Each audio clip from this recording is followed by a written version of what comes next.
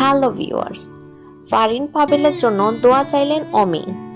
নাট্য নির্মাতা কাজল আরেফিন অমি পরিচালিত হাউস সুইট নাটকের শুটিংয়ের সময় স্কুটি দিয়ে দুর্ঘটনায় আহত হয়েছেন অভিনেতা অপূর্ব, তাসনিয়া ফারিন ও পাভেল। তবে অপূর্ব বড় কোনো ইনজুরি হয়নি। এক পোস্ট দিয়ে বিষয়টি নিশ্চিত করেছেন অমি।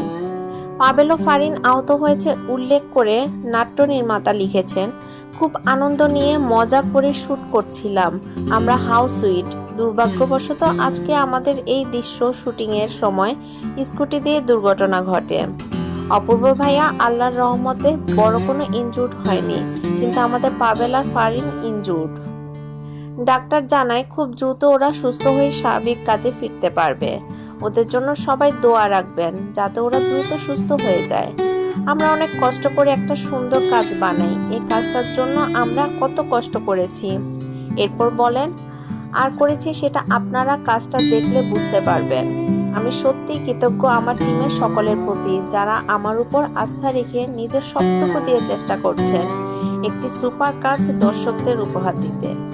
আমি কথায় হাসপাতালের বেডে শুয়েও আমার আর্টিস্টরা ভাবছে কিভাবে বাকি কাজগুলো সুন্দর করে শেষ করা যাবে। প্রতিটা ডিপার্টমেন্টের সবাইকে অনেক অনেক ভালোবাসা। ধন্যবাদ।